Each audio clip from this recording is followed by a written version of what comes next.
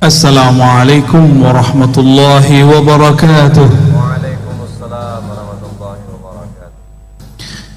Alhamdulillahilladzi amarna bidzikrih wa anzala ala man dzakarahu at-tuma'ninata was-sakinah. Ashhadu an la ilaha illallah wa ashhadu anna Muhammadan abduhu wa rasuluh. Allahumma salli wa sallim ala sayyidina Muhammad wa ala alihi wal mahdi khalifatihi wa sallim.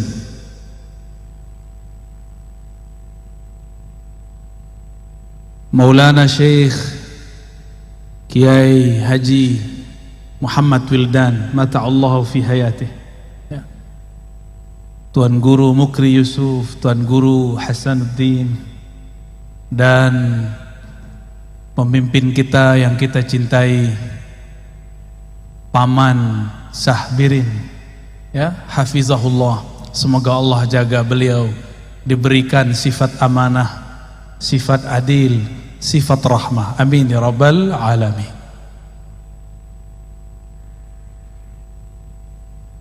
Tadi luar biasa sekali. Ini jarang-jarang ada ijazah sanad talqin yang biasanya hanya diberikan kepada murid-murid secara tertutup, tapi dengan kemurahan hati kiai kita, guru kita, Kiai Haji Muhammad Wildan, beliau memberikannya secara cuma-cuma, secara ringan, tidak pakai syarat ini dan itu. Barangkali karena orang-orang di Banjar ini hatinya memang sudah terpaut kepada Allah Subhanahu wa ta'ala.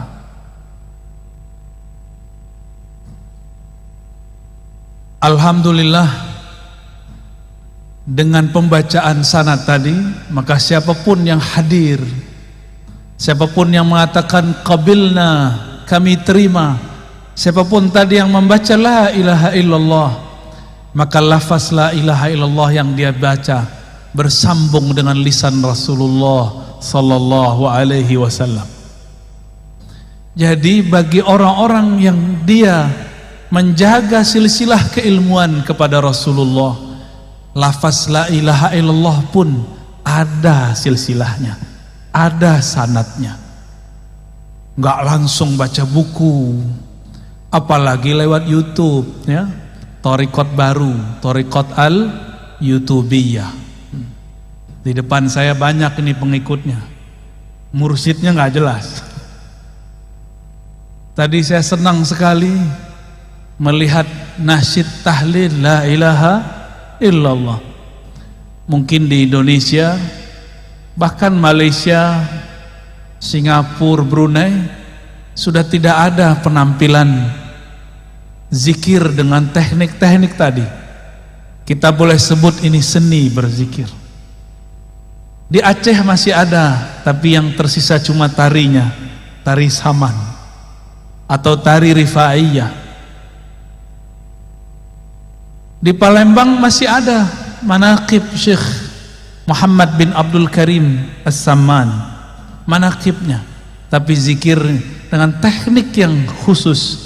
Barangkali di sini mungkin jarang dipakai,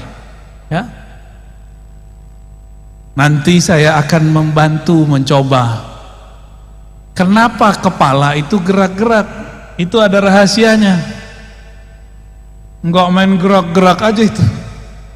Itu ada rahasianya kenapa kepala ke kanan, kepala ke kiri. Bahkan kalau dulu, saya tidak tahu masih ada di sini atau tidak, itu bisa sembari berdiri.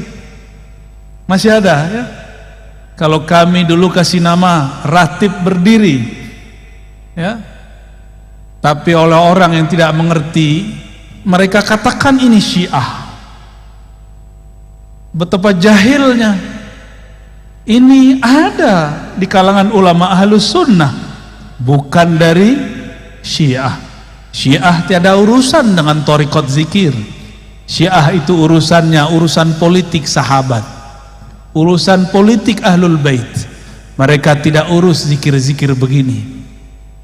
Tapi benar adanya sanad kita daripada Sayyidina Ali karramallahu wajhah. Dulu di masa saya masih belia, masih kecil, umur 12 tahun, saya hadir di majelis zikir Tarekat Samaniyah.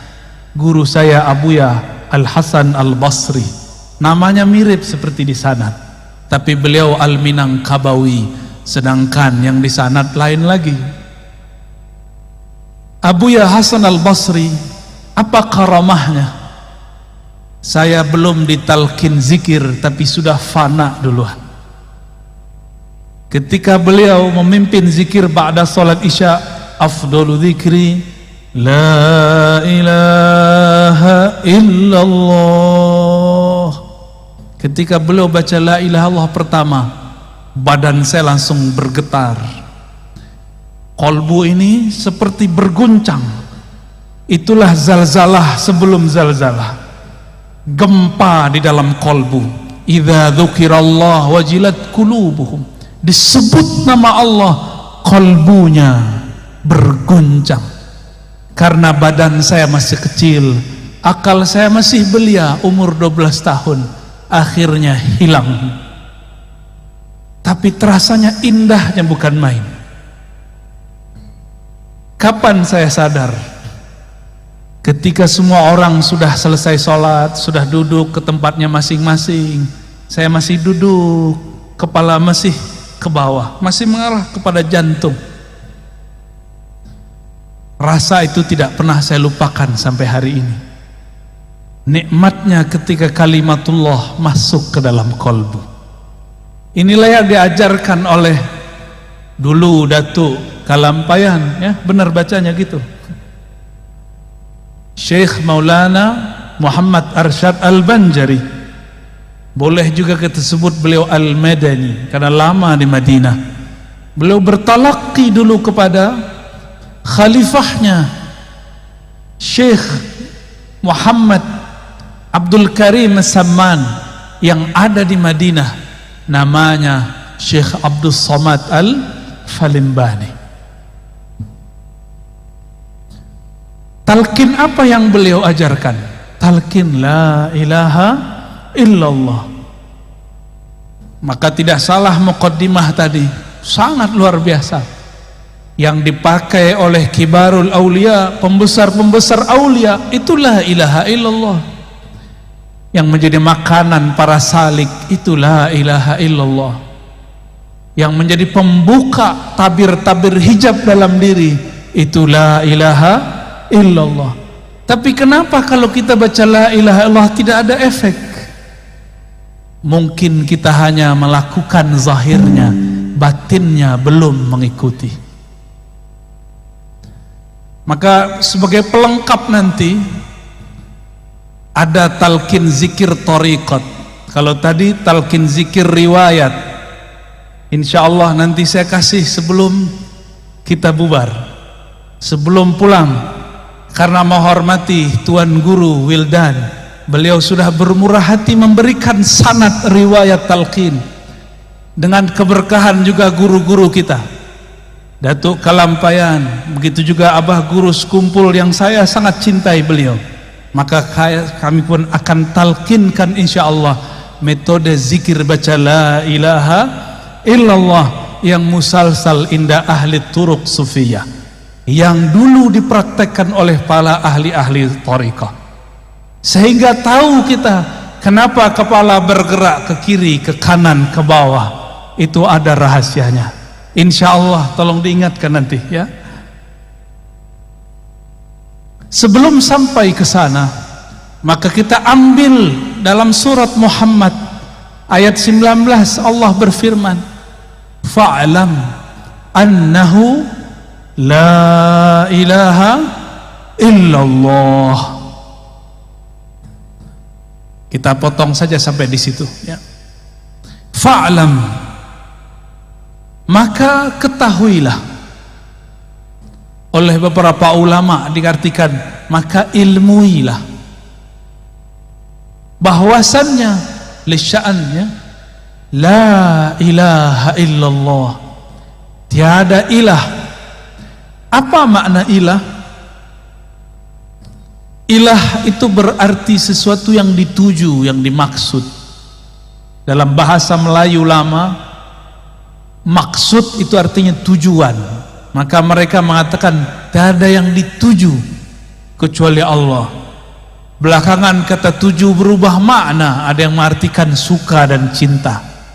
Karena memang kata ilah berarti cinta. Yang benar-benar dicintai hanyalah Allah Subhanahu wa ta'ala. Itu secara teorinya. Tapi tenang, nanti kalau talqinnya lebih mudah, teorinya hilang. Ya, nanti juga sama metodenya. Cuma kalau tadi pejam mata, sekarang ditambah pejam mata, tangannya dinaikkan ke atas. Mengamalkan hadis Imam Al-Hakim, irfa'u aidiyakum, angkat tangan kalian. Nanti tangan ini kita bantu menghantarkan kalimah ke dalam jantung kita, insya Allah. Imam Al-Bukhari menerjemahkan ayat ini, apa kata beliau? Al-ilmu qabla al-qawli wal-amal. Berilmu dulu, baru berkata, baru beramal. Kenapa la ilaha illallah kita baca, katanya memberatkan, lebih berat daripada langit dan bumi. Tapi kenapa tidak terasa berat di kolbu? Kata orang berdasarkan ayat tadi, jika disebut nama Allah wajilat qulubuhum, jika disebut nama Allah bergetarlah kolbu. Kenapa tidak bergetar? Karena belum fa'lam, belum kenal. Saya ini heran ngelihat Paman Birin kemana-mana pakai sendal. Sendal apa namanya tuh? Sendal jepit. Masya Allah. Kalau ziarah, orang nggak ngelihat saya, ngelihat beliau. Kalau orang tidak kenal beliau, dikira siapa nih? Wah, kayaknya tamu nih, tamu biasa. Tapi kalau kenal, hormat. Semua orang hormat. Apabila kita tidak kenal seseorang, cuma kenal namanya, maka tidaklah bergetar jika disebut namanya. Tapi kalau sudah kenal yang disebut namanya, namanya diulang-ulang dalam kolbu, itu akan mengguncangkan isi kolbu. Inilah yang dikatakan Nabi SAW, innallaha harrama 'alan nar, sesungguhnya Allah mengharamkan terhadap neraka, antamussa, untuk menyentuh, man qala la ilaha illallah min qalbihi aw nafsih, yang membaca la ilaha illallah dimulai dari kolbunya atau dari jiwanya. Maka zikir itu tekniknya mesti dari dalam kolbu atau dari dalam jiwa. Maka berdasarkan itu, zikir yang wusul, zikir yang membuat getaran itu cuma dua. Zikir nafsiyah, zikir jiwa, zikir minda, kata orang-orang jiran. Yang kedua, zikir qalbiyah, zikir kolbu. Mungkin ada yang bertanya, lalu zikir ruh apa? Ruh tidak ada zikir. Ruh itu bukan lagi berzikir. Zikir artinya menyebut. Kenapa kita menyebut? Karena yang disebut belum terasa hadir. Kalau ruh makomnya makom ihsan, maka ia tidak lagi menyebut-nyebut, karena yang disebut sudah hadir. Kalau saya nih belum ketemu Tuan Guru Wildan, saya sebut, oh Guru Wildan, Guru Wildan, Guru Wildan. Tapi kalau sudah ketemu, berani nggak sebut begitu? Berani nggak? Wildan, Wildan. Oh kurang ajar itu, ya. Berani? Kita karena belum merasakan hadirnya Allah, maka kita sebut Allah, Allah, Allahu, Allah, Allah, Allah hak. Kita zikir begitu karena belum terasa hadir. Kita hadirkan dengan menghujam, itu belajar menyebutnya. kalau sudah hadir yang tadi disebut oleh Tuan Guru kita, wahdatus syuhud atau fana'us syuhud, fana dalam memandang, maka zikirnya bukan lagi menyebut, zikirnya adalah memandang. Pilih mana? Jatuh cinta seseorang, sebut-sebut nama dia, atau ketemu dia kita pandang-pandang? Pilih mana? Sebut-sebut atau pandang? Kita suka seseorang, wajahnya indah, wajahnya cantik, wajahnya gagah. Kalau sudah ketemu disebut-sebut nggak? Atau terdiam dalam memandang? Yang mana? Maka zikir orang yang hadir bukan lagi menyebut, zikir orang yang sudah hadir adalah memandang. Lalu mendengar, dua aja, memandang, mendengar, memandang, mendengar. Tapi ternyata di atas itu ada makom lagi. Itulah makomnya Nabi. Apa makomnya Nabi? Fakana qaba qausaini au adna. Jarak antara Nabi dan Allah ibarat dua busur atau lebih dekat dari itu. Kalau sudah dekat bisa ngobrol nak? Maka inilah makom hiwar ma'allah, berkalam-kalam dengan Allah. Sayyidina Musa itulah makomnya. Nabi Muhammad au adna, lebih dekat daripada itu. Itulah makom Sayyidina Muhammad sallallahu alaihi wasallam. Suatu kali Nabi Musa alaihi salam dalam hadis yang sahih berkalam-kalam kepada Allah. Apa kata Sayyidina Musa? Ya Rabb, khussani bidzikrin. Tolong istimewakan aku, khususkan aku dengan satu zikir. Barangkali riwayat ini sudah sering kita dengar. Lalu Allah mengatakan, ya Musa, qul la ilaha illallah. Wahai Musa, cukuplah engkau membaca la ilaha illallah. Apa kata Sayyidina Musa? Ya Rabb, ini zikir dibaca oleh orang awam ataupun khawas. Tolong khususkan aku dengan satu zikir saja. Apa kata Allah? Ya Musa, seandainya kalimah la ilaha illallah itu ditimbang dengan langit dan bumi, maka satu kalimah itu yang ikhlas lebih berat daripada langit dan bumi. Maka nanti di akhirat akan ada sekelompok orang tidak punya amal apapun, maka dia mau digiring oleh malaikat azab. Tiba-tiba Allah berkalam. Dalam riwayat Imam Tirmizi disebutkan bahwa Allah kemudian mengatakan, wahai malaikatku, bedahlah dadanya, perhatikan denyut jantungnya. Ternyata jantungnya bergetar dulu menyebut la ilaha illallah. Diambillah jantungnya itu, ditimbang dengan semua dosanya. Dalam hadis Imam Tirmizi dikatakan dosanya sepanjang mata memandang. Tapi ketika ditimbang dengan kalimah la ilaha illallah, apa yang terjadi? Semua dosanya kalah. Yang menang kalimatut thayyibah la ilaha illallah. Jadi ini kalimah bukan main-main. Maka jangan main-main dengan kalimah la ilaha illallah.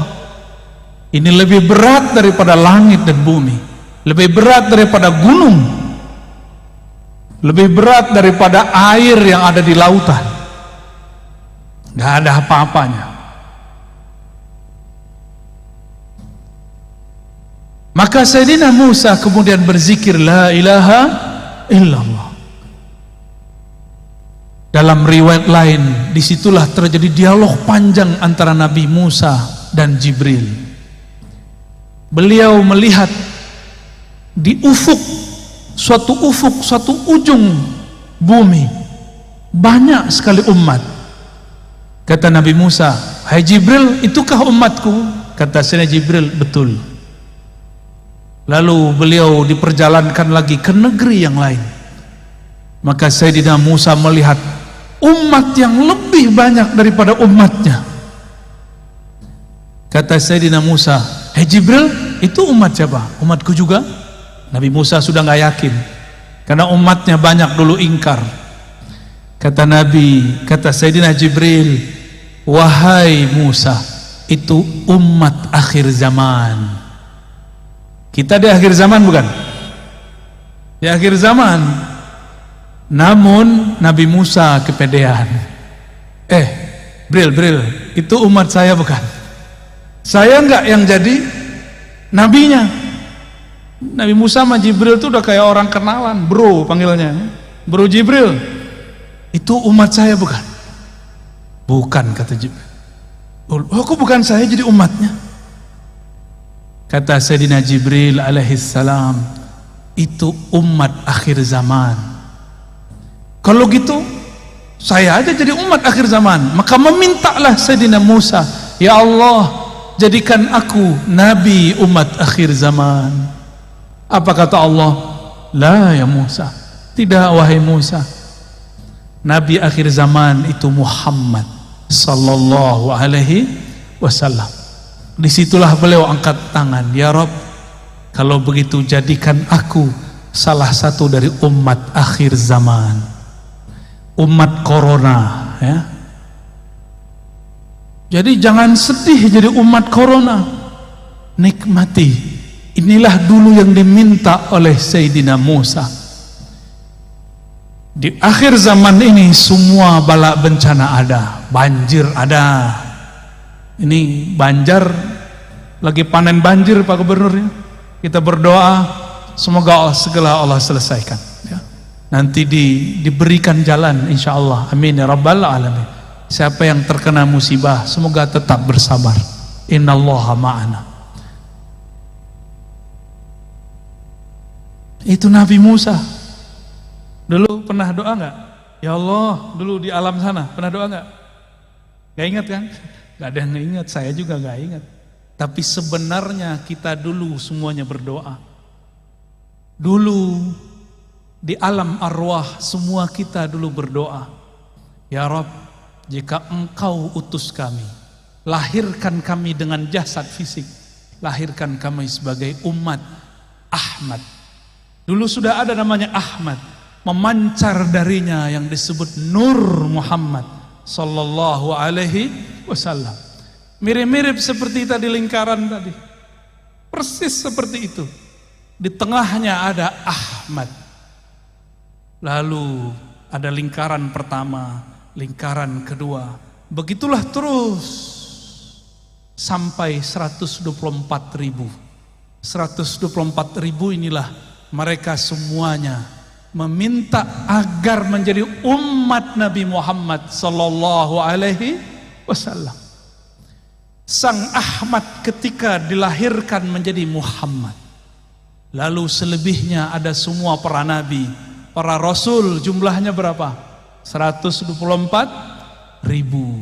Ini tadi berapa nih Pak Kiai jumlahnya? 200.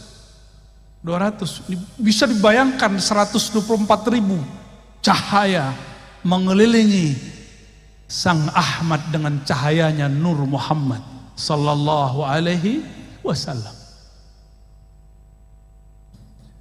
Maka siapa yang memandang Ahmad saat itu, lalu dia cinta, dia dilahirkan oleh Allah sebagai Habib, zuriat Rasulullah sallallahu alaihi wasallam. Siapa yang kenal Ahmad, maka dia dilahirkan oleh Allah sebagai ulama. Siapa yang cinta dan kenal, jadilah dia Habib perseorang alim. Udahlah Habib, dia alim pula. Itulah sejarahnya di alam dulu sebelum kita ada di alam ini. Jadi bukan sembarangan kok ada Habib terlahir Habib, kok ada Kiai, Gus, alim terlahir sebagai orang alim. bukan sembarangan. Itu adalah sejarah yang berulang. Semua para nabi berdoa jadi umat Nabi Muhammad, tapi yang terzahirkan dalam riwayat cuma 12. Apakah itu terwujudkan? Coba perhatikan kisah daripada Isra baginda Nabi Muhammad sallallahu alaihi wasallam. Di ujung Isra beliau diperintahkan jadi imam, benar gak? Di belakangnya semua para nabi, bukan? Itulah tanda sah semua para nabi menjadi makmumnya Rasulullah sallallahu alaihi wasallam. Jadi umat Nabi Muhammad sallallahu alaihi wasallam. Tapi meskipun demikian, semua bencana ada di zaman ini, semua maksiat pun ada di umat ini. Tapi nggak usah khawatir, semua ma'rifatullah diturunkan pada umat ini, khususnya akhir zaman, dan sudah dimulai di negeri ini dulu oleh Syekh Abdul Samad Falimbani, Syekh Muhammad Arsyad, bahkan dengan lugas, dengan jelas sekali abah guru sekumpul juga mensyarah tentang ilmu ini. Dan kita nggak boleh berhenti, kita teruskan kajian-kajian ma'rifatullah mengenai Nur Muhammad sallallahu alaihi wasallam. Inilah ma'rifat yang dulu dicari oleh para arwah. Maka berkatalah Al-Habib Zain bin Smith, begitu juga Syekh Abdullah Faiz Ad-Daghestani An-Naqsyabandi. Apa kata mereka dengan makna yang sedikit berbeda, lafaz yang sedikit berbeda, maknanya hampir sama.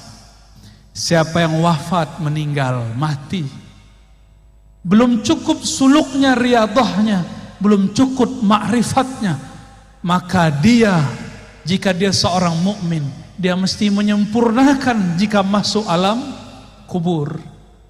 Jadi jangan dikira masuk kubur langsung ketemu Allah. Belum tentu. Orang masuk kubur disidang dulu, man rabbuk.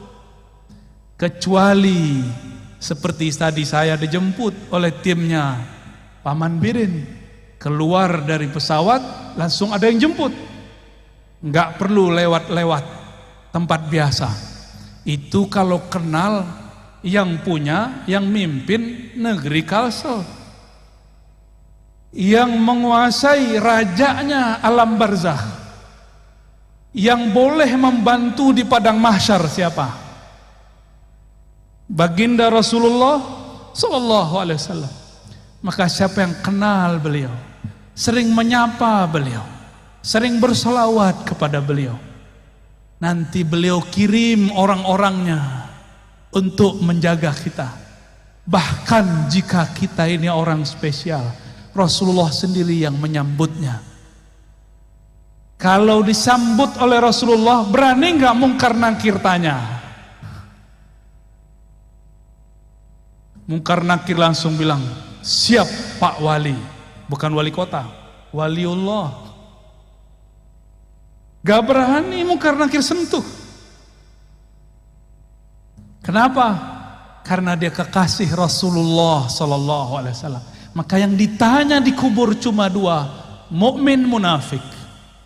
Adapun wali nggak ditanya. Wali ini ada dua, wali Allah, wali setan. Itu nggak ditanya. Pilih mana? Hadirin pilih mana? Wali Allah apa wali setan? Wali Allah lah. Wali itu artinya bukan orang sakti. Wali itu artinya yang cinta kepada Allah. Mungkin gak cinta tanpa kenal. Mana ada orang jatuh cinta tapi gak kenal? Mungkin gak? Gak ada kita cinta seseorang gak kenal. Kita kalau senang seseorang, kita cari namanya di Facebook, kita search namanya di IG, Instagram, kita cari-cari kalau ada di Google. Itu namanya ma'rifatul asma. Maka jatuh cinta pertama mencari nama, nama yang dikasihi. Semakin kenal nama, semakin kenal yang punya nama. Maka orang-orang yang kenal Rasulullah pasti dia menyimpan nama-nama Rasulullah sallallahu alaihi wasallam. Oleh karena itu ulama kita dulu buat kaligrafi indah mengenai nama-nama, ditulis dengan sangat bagus dalam kitab-kitab salawat, dipelajari, disyarah oleh ahli-ahlinya. Karena kenal Rasulullah dimulai dengan kenal nama. Begitu juga kepada Allah. Siapa yang kenal kepada Allah, maka kenalnya, mengertinya dengan nama-nama lebih banyak daripada yang tidak mengerti. Minimal kalau mau menjadi wali Allah level pertama, kuasai dulu ilmu ma'rifatul asma'il husna, ilmu mengenal asma'ul husna. Maka harus ada majlis syarah al asma'ul husna. Saya lihat ada beberapa ulama di sini yang mensyarah itu. Semoga tambah banyak. Tambah banyak. Mungkin sebagian ahli hikmah menggunakan kata-kata asma untuk jadi wirid dengan angka-angka tertentu. Itu kalau mau jadi ahli hikmah. Tapi kalau para pecinta, dia tidak perlu angka-angka. Disebut saja nama Allah. Sebut saja Rahman, Rahim. Namun kalau ingin belajar ilmu angka, ada ilmunya, disebut ilmu hurufi wal a'dad, ya. Ilmu huruf, ilmu hurufi wal a'dad, dan itu ada babnya. Hadirin hadirat yang dimuliakan Allah. Suatu kali dalam riwayat yang tadi dibaca, ada orang datang kepada Rasulullah. Siapa orang itu? Ternyata mantunya sendiri, Sayyidina Ali karramallahu wajhah. Beliau ini sudah membuka jalan untuk kita, karena gelarnya babul ilm, pintu ilmu. Maka tiada sesuatu berlian yang ada di dalam kota ilmu kecuali melewati pintu Sayyidina Ali karramallahu wajhah. Maka tiada tariqat sufi di muka bumi kecuali lewat Sayyidina Ali. Hanya satu yang lewat Sayyidina Abu Bakar, itu pun ada jalur Sayyidina Ali-nya, yaitu Tariqah An-Naqsyabandiyah. Selebihnya melalui Sayyidina Ali karramallahu wajhah. Begitu juga 4 mazhab. 4 mazhab semua imamnya terhubung sanadnya kepada Sayyidina Ali. Benarlah kata Sayyidina Muhammad sallallahu alaihi wasallam, kullu nasabin inqata'a illa nasabi. Semua nasab terputus kecuali nasabku. Maka lihatlah mukjizat Rasulullah hari ini, yang baqa, yang masih langgeng sampai sekarang, hanya nasab Rasulullah. Nasab kita mungkin cuma 6, 7 sampai ke atas. Sedangkan nasab zuriat Rasulullah sampai Nabi Adam. Lalu beliau mengatakan, wa kullu sanadin inqata'a ila sanadi. Semua sanad ilmu terputus kecuali yang lewat sanadku. Itulah pentingnya tadi kenapa Tuan Guru kita membacakan sanad. Imam Abu Hanifah pernah berguru kepada Ja'far Shadiq. Apa kata beliau? Laula Ja'far lahalaka Nu'man bin Thabit. Kalau bukanlah karena Ja'far, binasalah Abu Hanifah Nu'man bin Thabit. Jadi beliau ini orang pintar. Pintar secara akal, pintar secara hafalan tidak cukup. Harus belajar ilmu qalbu. Itulah ilmu yang diajarkan cucu cicitnya Sayyidina Ali, Ja'far Shadiq. Maka tiada mazhab kecuali lewat Sayyidina Ja'far. Dan ini bukanlah sanadnya Syiah. Ini sadat ulama kita Ahlus Sunnah wal Jamaah. Sayyidina Ali buka jalan. Tadi sudah dibacakan oleh Tuan Guru kita. Sayyidina Ali bertanya, wahai Rasulullah, tolong tunjukkan kepadaku jalan terdekat kepada Allah. Jangan yang mutar-mutar. Kita baru saja melewati masa, bahkan mungkin masih ada di beberapa pesantren. Jika ingin talqin zikir, puasa dulu sekian hari. Ingin dapat dalail khairat, puasa dulu sekian tahun. Itu cara. Tapi Sayyidina Ali mudahkan jalan. Apa kata beliau? aqrab, lebih cepat, wa ashal, lebih mudah, wa arfa, dan lebih tinggi. Tiga itu, lebih dekat, lebih mudah, lebih tinggi. Maka kenapa semua thariqah akan hancur kecuali thariqah yang bersumber dari Sayyidina Ali? Karena thariqah beliau mempermudah murid, bukan menyusahkan murid. Maka saya berpesan kepada diri saya sendiri dan semua guru-guru, tuan-tuan mursyid, tuan-tuan khalifah, buka man la yut'ibuka. Guru hakikimu, mursyid hakikimu bukan yang banyak wiridnya, banyak puasanya, bukan. Mursyidmu yang memudahkan jalan bagimu. Kalau sudah mudah, sudah cinta, disuruh zikir 1000 mudah. Tapi kalau belum cinta, disuruh baca 7 kali berat. Disuruh 3 kali tadi, disuruh pejam aja nggak pejam mata. Ya, kan tadi nggak semua pejam mata, masih nanya-nanya apa ini ya. Kayaknya harus setiap tahun itu Pak Kiai ada ijazah talqin zikir. Ya, biar tambah biasa.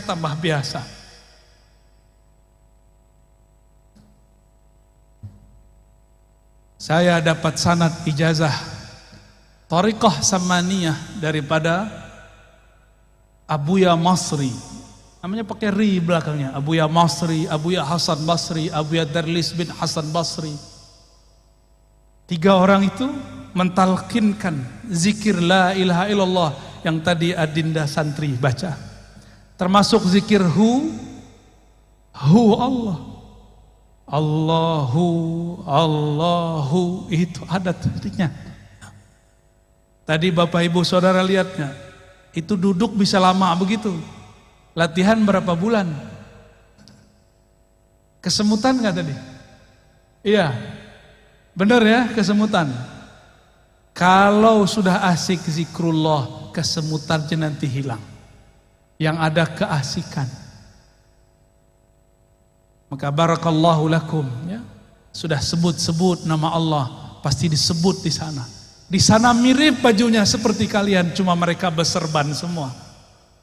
Ada yang membaca Allah, begitu di sana. Saya tidak boleh sebut di langit berapa ya, nanti jadi fitnah. Nanti jadi dongeng kata orang sebelah, kata orang Khawarij. Masa kita zikir begini disebut Syiah? Ya salam. Gak bisa dia membedakan antara Ahlus Sunnah dengan Syiah.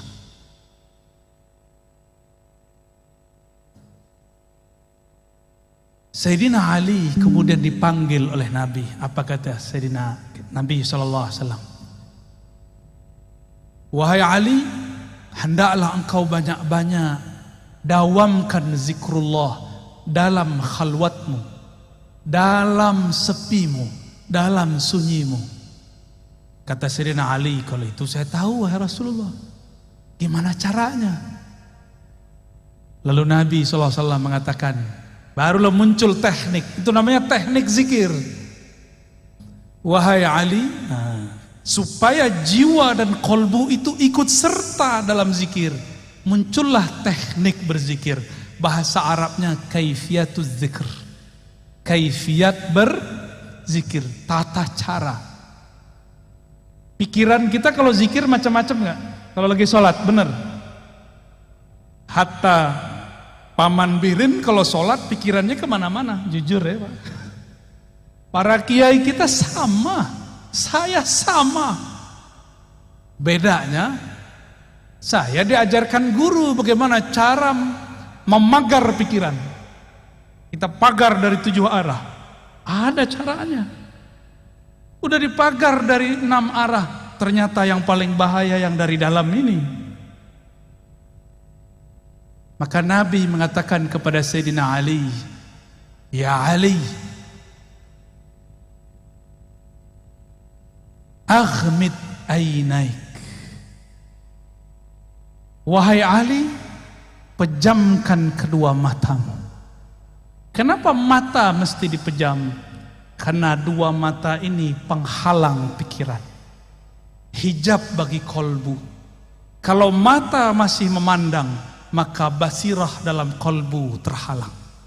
Maka dipejamkan mata, disitulah kalimah yang tadi dikatakan Tuan Guru kita dapat ditanam, dicangkul dalam kolbu. Jadi kalau mata masih dibuka, terhalang oleh pikiran. La ilaha illallah, gak jelas perginya. Ya, perginya kemana-mana.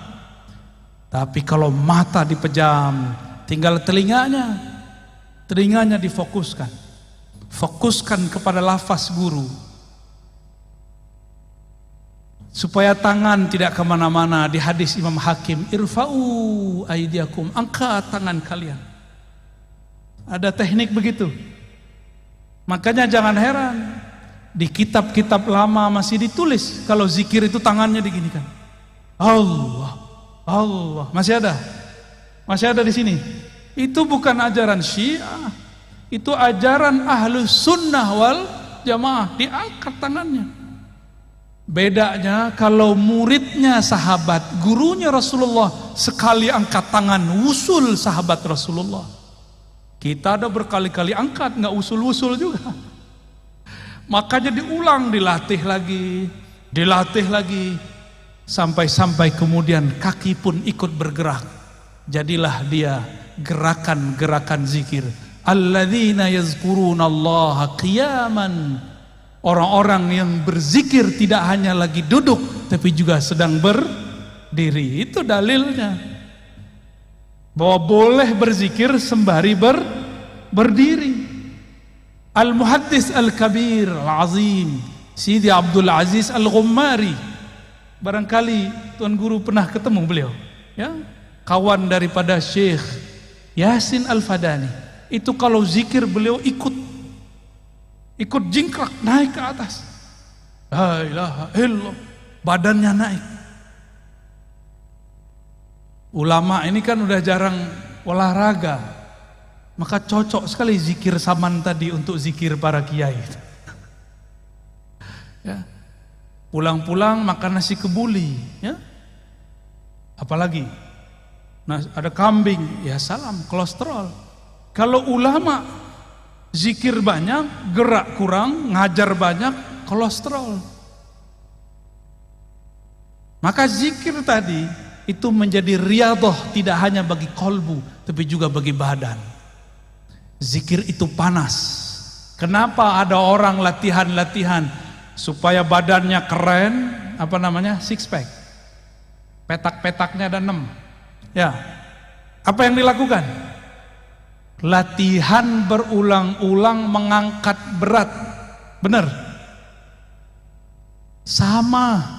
Jika kolbu mau dibuat six pack, jika kolbu mau dibuat kuat, maka lafaz kalimah la ilaha illallah yang beratnya lebih berat dari langit dan bumi harus berulang-ulang dihunjamkan, dipukulkan, dihentakkan ke dalam kolbu. Barulah kolbu itu nanti menjadi lansing. Maka dia bergerak sangat lincah, cepat tanggapnya. Betapa naifnya manusia untuk mencari uang. Dia berangkat pagi, pulang malam. Berangkat pagi, pulang senja. Berangkat pagi, pulang petang. Tapi untuk mencari kenikmatan yang ada di dalam kolbu, mereka tidak mau berangkat seperti itu. Tapi saya lihat yang hadir malam ini dari berbagai negeri. Semoga termasuk orang yang ingin kolbunya six pack, ya. Amin. Nanti kita kasih oleh-oleh, tolong diamalkan nanti kalau pulang. Ba'da sholat baca dengan teknik yang kita kasih nanti. Biasanya saya baru kasih kalau orang yang sudah zikir ya hayyu ya qayyum 40 hari. Tapi khusus untuk orang Banjar atau orang yang hadir malam ini, kita berikan dengan mudah karena Sayyidina Ali telah mempermudah. Guru kita Tuan Guru Wildan juga sudah mempermudah ijazahnya. Insya Allah. Mau langsung atau nanti? Tar dulu ya. Jam berapa nih? 11 sampai jam berapa kita? Wah. Gimana, udah kesemutan belum? Kasih saya tisu dong satu.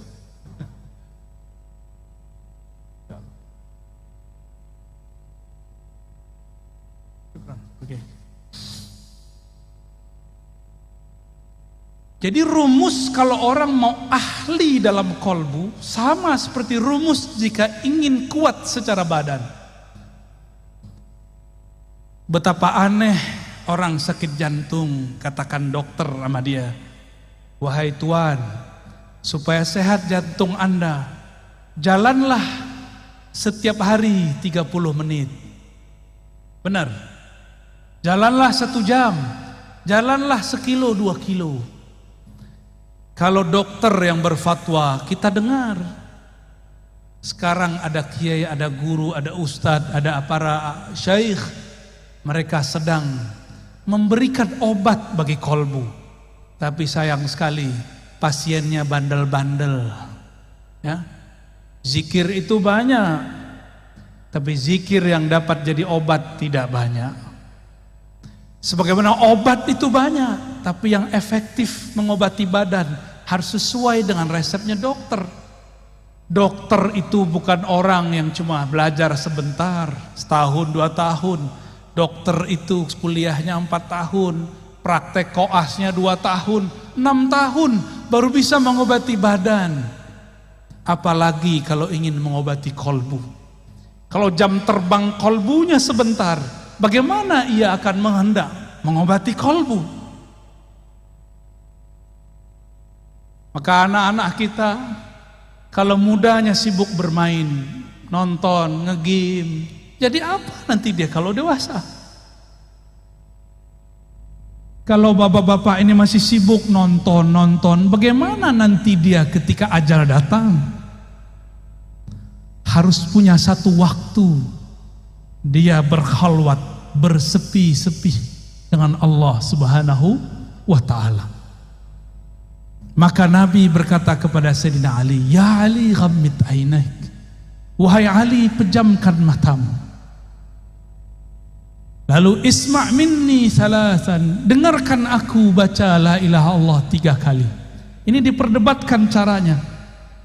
Isma' minni ini apakah setiap baca la ilaha illallah lalu kita ikuti la ilaha illallah, atau tunggu dulu sampai selesai la ilaha 3 kali baru kita ikuti? Ini perbedaan ahli thariqah. Saya dapat dua-duanya. Ada guru saya mengatakan, "Qul la ilaha illallah." Kita baca la ilaha illallah sampai 3 kali. Ada juga guru seperti Tuan Guru Wildan tadi. Beliau baca dulu 3 kali, baru kemudian kita ikut 3 kali. Cuma ada yang belum disebut di riwayat itu. Adanya di riwayat Imam Bukhari. Apa kata Nabi tadi? Allah mengharamkan neraka terhadap orang yang membaca la ilaha illallah dari kolbunya atau dari jiwanya. Bagaimana cara membaca la ilaha illallah dari kolbu? Inilah pegangan Syekh Arsyad, Abah Guru Sekumpul Syekh Abdul Somad Falembani, yang dulu bersambung sanad mereka kepada Tuan Syekh di Madinah, Muhammad ibn Abdul Karim As-Sammani. Dipejamkan mata, lalu ketika baca la, supaya pikiran ini tidak kemana-mana, dipenjarakan, diberikan dia batasan. Pandanglah dalam pejam matamu bagian pusar. Ada pusar nggak? Pada punya pusar nggak? Tahu pusar? Bahasa sini pusar. Pusat. Bapak Ibu punya pusat nggak? Kalau nggak punya pusat itu apa namanya? Di kampung saya namanya bunian. Sama. Apa? Pujal. Udah horor sekali. Mungkin ada yang hadir, dia nyamar sekarang ya. Coba cek dulu. Itu apa tuh? Dipejam mata, kepala menunduk. Makanya dalam zikir saman lama itu kepalanya begini, la, baru diangkat ke atas. Bawah dulu, la itu dihentakkan dari pusar, dari pusat kita. Lalu ditarik ilaha ke ujung ubun-ubun. Kenapa ke ubun-ubun? Ini bagian kepala, bagian angan-angan. Supaya dihilangkan semua angan-angan, maka ulama kita dapat ilham. Turunan dari hadis Sayyidina Ali, la ilaha, buanglah semua yang kamu pikirkan, buanglah semua yang kamu tuju, lalu ditarik ke bagian kanan. Maka tadi zikirnya kemana? Ke kanan atau kiri? Kanan, betul. Itu la ilaha, begini, ditarik ke bagian kanan. Makanya ada geraknya tadi. Itu yang asli loh ya. Itu ada dalam kitabnya Syekh Abdul Karim Muhammad Abdul Samad. Ada juga dalam kitab Abdul Samad Al-Falembani, ya. Dan murid-murid beliau. Dibawa ke kanan, baru dihunjam, dihantarkan ke dalam kolbu. Kolbu kita berhubungan dengan jantung. Jantung itu ada 2 jari di bawah dada bagian kiri. Dibaca la ilaha illallah. Seperti itu. Ya. Langsung praktek. Ayo, coba baca, ikuti saya. Ikuti saya semua, perbaiki duduknya, nyaman-nyamankan. Izin Tuan Guru semua, para masyayikh.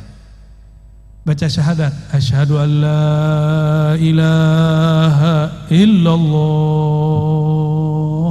Ikuti dalam hati, ya Allah, aku bersaksi, aku menerima, tiada yang berhak disembah kecuali Engkau. Wa asyhadu anna Muhammadar Rasulullah. Aku bersaksi, aku menerima, aku berikrar bahwa Nabi Muhammad adalah Rasul Engkau. Ikuti istighfarnya. Astaghfirullah. Ikuti. Astaghfirullah. Baca pelan-pelan. Ya Allah, ampuni dosa mata kami, ampuni dosa mataku yang memandang yang haram. Astaghfirullah. Turun ke bagian sampingnya, telinga. Katakan, ya Allah, ampuni dosa telingaku, mendengarkan kalam-kalam yang tidak Engkau ridhoi, mendengarkan aib, bahkan aib guru kami, aib kawan kami, aib sesama kami. Ampunkan dosa telinga kami, ya Allah. Baca. Astaghfirullah. Turun ke lidah. Ya Allah, ampunkan dosa lisan kami, dosa kalam kami. Pernah menyakiti orang tua kami, pernah menyakiti guru kami, tanpa disadari menyakiti orang-orang terdekat kami, pasangan kami, anak-anak kami, tetangga kami, kawan-kawan kami, yang kami sadari, yang tidak kami sadari. Ampunkan lisan kami, ya Allah. Kembali ke otak. Astaghfirullah. Ya Allah, di dalam pikiran kami, di dalam otak kami, terdapat banyak kosakata-kosakata yang tidak baik, kata-kata yang vulgar, yang jorok. Terdapat file ingatan-ingatan kepada hal-hal yang tidak pantas kami ingat. Kami pernah dulu menyimpan maksiat dalam pikiran kami, ya Allah. Maka malam ini, ya Allah, dengan istighfar ini, ya Allah, bersihkan isi pikiran dan otak kami, ya Allah. Kita turun ke tangan dan kaki, kita istighfarkan. Astaghfirullah. Ya Allah, tangan ini Mungkin dulu pernah mengambil yang tidak jelas hukumnya. Kaki ini dulu pernah melangkah kepada yang engkau tidak ridhoi. Tangan ini pernah makan tanpa menyebut nama engkau. Bahkan mungkin tangan ini pernah memegang sesuatu yang haram, ya Allah. Ampunkan satu tetes darah di tangan dan kaki kami, ya Allah. Turun kepada perut kita. Istighfarkan isi perut kita. Astaghfirullah. Ya Allah, perut ini pernah makan sesuatu tanpa menyebut nama engkau. Perut ini pernah diisi dengan makanan yang tidak jelas hukumnya di sisi engkau. Bahkan mungkin, ya Allah, dulu pernah perut ini memakan yang haram, ya Allah. Atau dulu pernah orang tua kami salah makan, ya Allah. Ampunkan isi perut kami, ya Allah. Yang menjadi darah setetes, ya Allah. Yang menjadi satu sel di tubuh kami, ya Allah. Yang menjadi satu helai rambut, ya Allah. Ampunkan isi perut ini dari selain engkau, ya Allah. Turun kepada kemaluan, kehormatan kita. Istighfarkan diri ini yang hina, yang dulu pernah berbuat durjana. Astaghfirullah. Ya Allah, kami ini hina, ya Allah. Zahirnya terlihat soleh, ya Allah. Batin kami banyak maksiat, ya Allah. Zina hati, ya Allah. Zina badan, ya Allah. Ampunkan semua ini, ya Allah. Pindah ke dalam hati, istighfarkan hati kita. Mungkin ada sombong, ada merasa lebih pintar, merasa lebih soleh daripada orang lain, merasa lebih baik daripada orang sebelah. Istighfarkan kolbu, pegang dadanya, sama-sama pegang dadanya. Katakan, Astaghfirullah. Rasakan degup jantungnya. Ya Allah, ya Allah, kalbu kami penuh dengan penyakit-penyakit, penuh dengan maksiat, penuh dengan kesombongan, ya Allah. Baru sedikit amal, ya Allah, sudah merasa benar, ya Allah. Baru sedikit ilmu, sudah merasa paling pintar, ya Allah. Baru sedikit riadah amalan, sudah merasa sufi, sudah merasa wali, ya Allah. Ampunkan kalbu kami, ya Allah. Astaghfirullah. Terus pegang dadanya, dielus-elus dadanya, ya Allah. Di dalam dada kami ini ada sifat terburuk, ya Allah. Sifat iri dengki, ya Allah. Kami masih belum percaya kepada jaminan Engkau, ya Allah. Ketika kami memandang ada sahabat, tetangga, kawan kami dapat rezeki, kami mengira itu rezeki kami, ya Allah, diambil olehnya. Kami berprasangka, ya Allah, Engkau salah kirim rezeki kepada mereka, ya Allah. Ampunkan salah dalam hati kami, ya Allah. Ampunkan iri dengki ini, ya Allah. Di kalbu ada sifat riya, beramal karena ingin dipandang. Istighfarkan. Astaghfirullah. Ya Allah, di dalam dada kami ini terbersit jika beramal ingin dipandang. Bahkan terbersit ada rasa senang dipuji, harap pujian. Bahkan lebih dalam lagi, ya Allah, kami terbersit takut dicaci, takut dimaki. Maka kami menampilkan kesolehan palsu, ya Allah. Ampunkan riya dalam kalbu kami, ya Allah.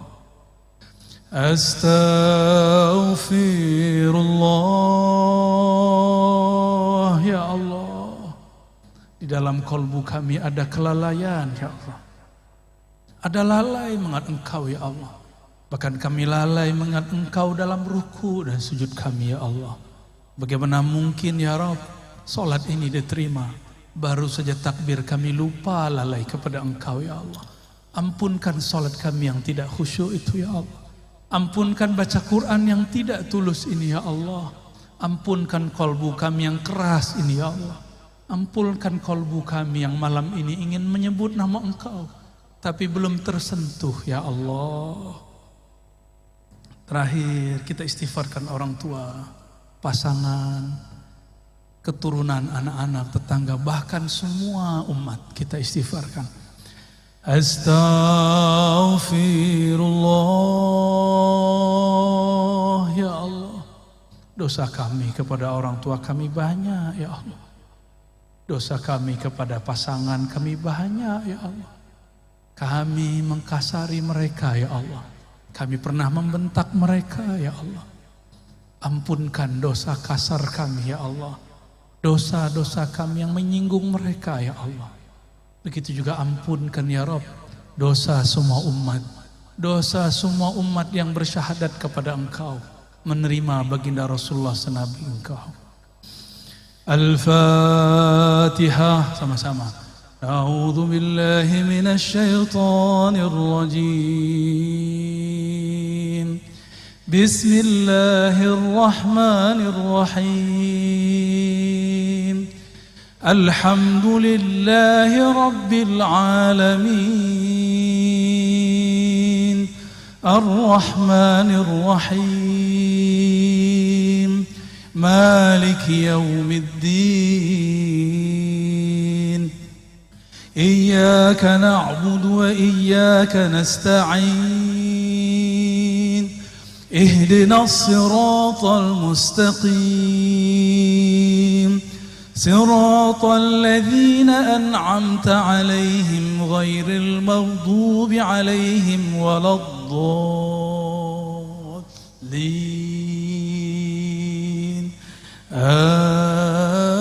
Amin. Al-Ikhlasus Syarif.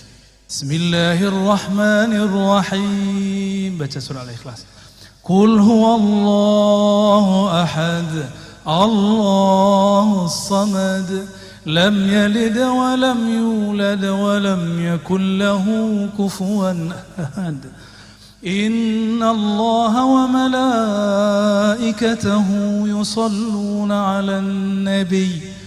Ya ayyuhalladzina amanu sallu 'alaihi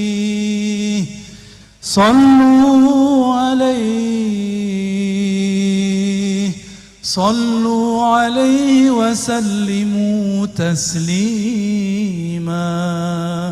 Mari merindui Rasulullah sebelum kita talqin. Baca, ikuti saya. Allahumma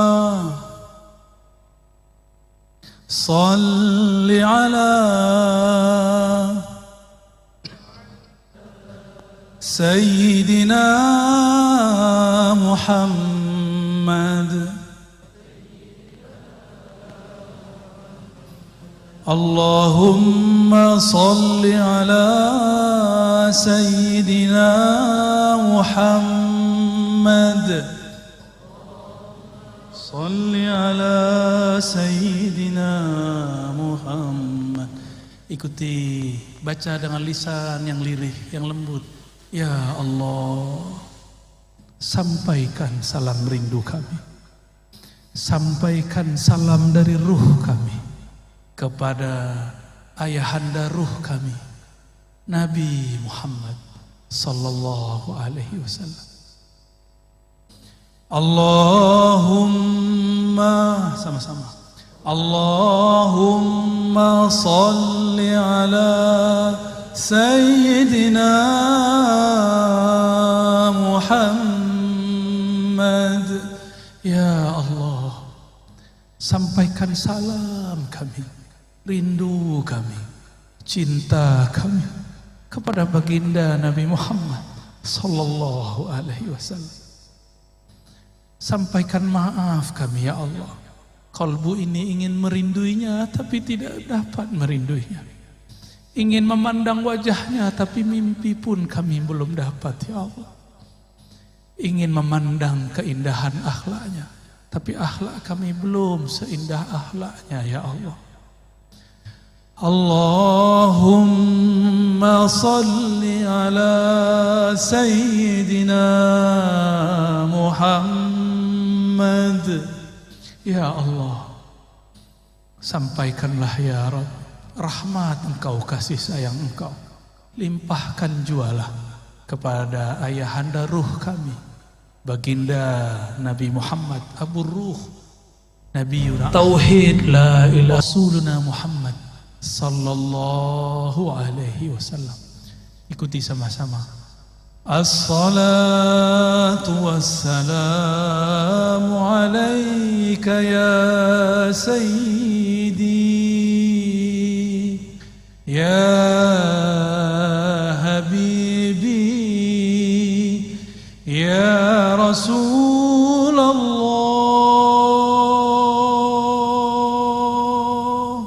Salam engkau ya Rasulullah. Wahai Rasulullah, wahai ayahanda ruh kami, terimalah salam yang tidak sempurna ini dari kami. Jawablah salam kami. Terima kami jadi umat Engkau wahai Rasulullah. Katakan, terimalah kami sebagai umatmu wahai Rasulullah. As-salatu wassalam, as-salatu wassalam, as-salatu wassalamu alaika ya sayyidi ya habibi ya abal arwah ya Rasulullah.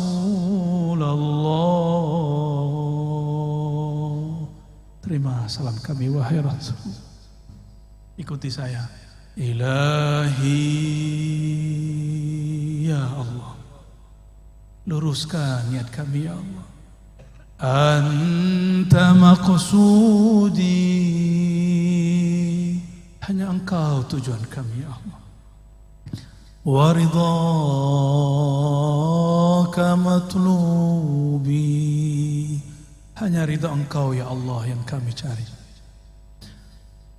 Allahumma a'inna ala zikrik.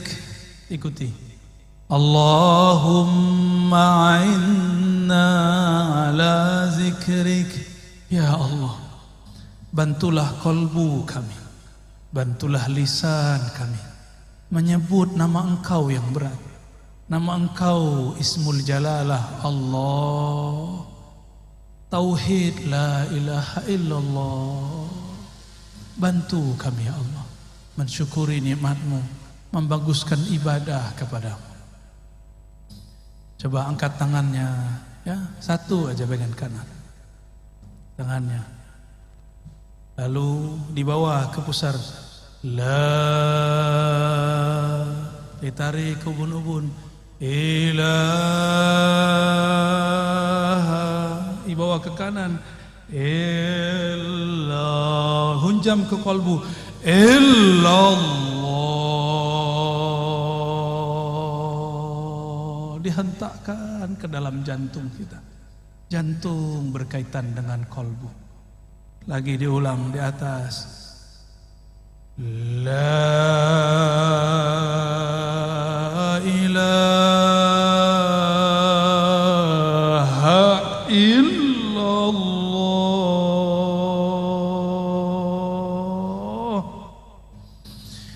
la ilaha illallah. Coba lidah dikunci, dinaikkan ke langit-langit dalam mulut, kepala menekur ke bagian kiri, mendekati jantung, lidah dikunci, mulut ditutup, sebut Allah,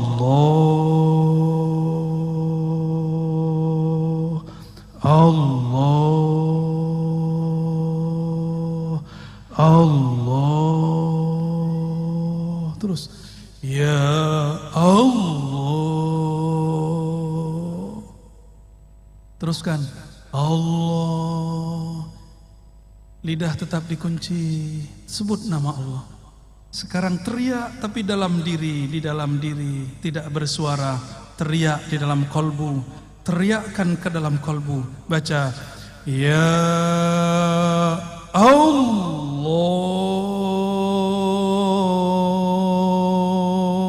Serulah Allah atau serulah Ar-Rahman.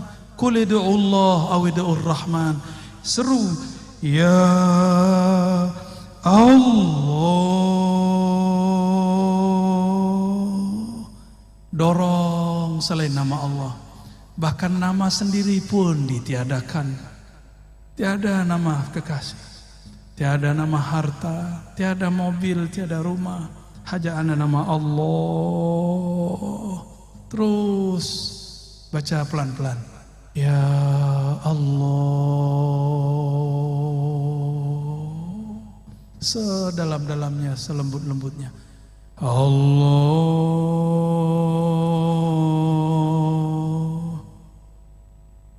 Sama dengan cara yang tadi, hu tapi diambil dari pusar. Hu diambil dari pusar. Hu naik ke ubun-ubun. Hu dibawa ke bahu kanan. Hu dihunjam, dihentakkan kalbu. Hu Allah.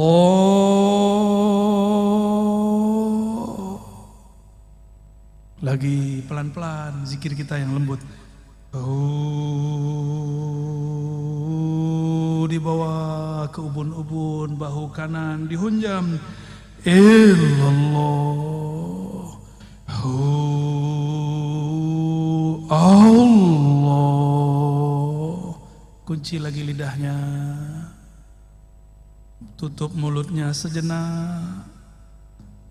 Tetapkan nama Allah di kalbu. Allah. Terus 3 kali. Allah.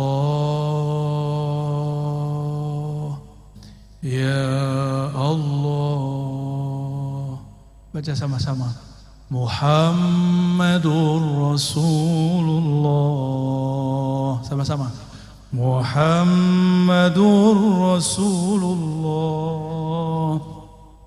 Sallallahu alaihi wasallam.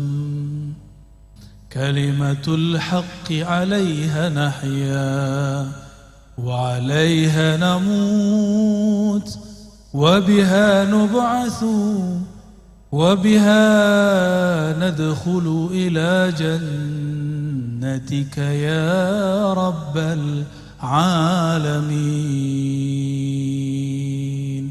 Diusap ke mukanya. Al-Fatihah. A'udzubillahi minasyaitonir rajim. Bismillah.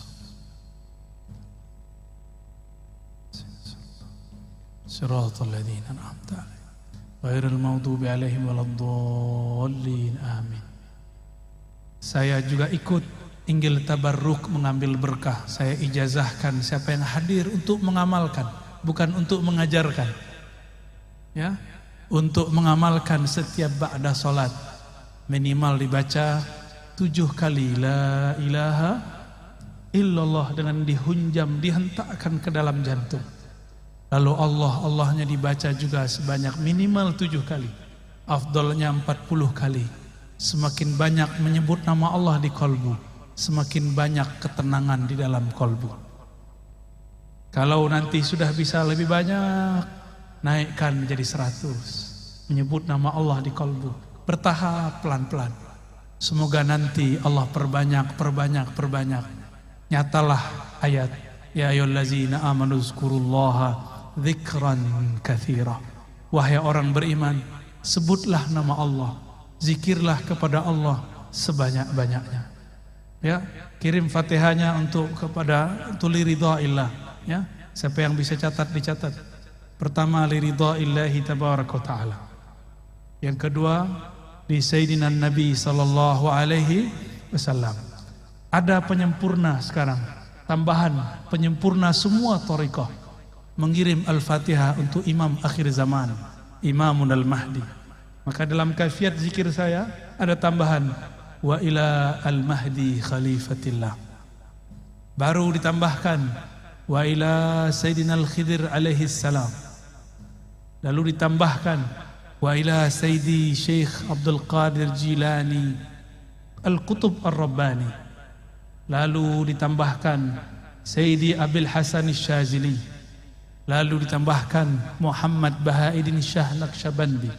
Lalu ditambahkan kepada imam-imam yang kita mau. Boleh Sayyidi Ahmad bin Idris Al-Idrisi, Sayyidi Ahmad Tijani, Sayyidi Muhammad bin Abdul Karim Samani, atau silsilah guru-guru kita yang ada di sini. Saya ijazahkan ajaztukum kama ajazani masyaikhi. Qulu qabilna. Alhamdulillah Rabbil Alamin. Semoga yang hadir dapat keberkahannya, kami yang menyampaikan dapat keridhaannya. Mohon maaf jika ada salah dan kurangnya. Kesempurnaan hanya milik Allah. Keridhaan ada pada hati baginda Rasulullah. Allahumma salli wa sallim wa barik ala Sayyidina Muhammad. Subhanakallahumma wa bihamdika asyhadu an la ilaha illa anta astaghfiruka wa atubu ilaik. Assalamualaikum warahmatullahi wabarakatuh.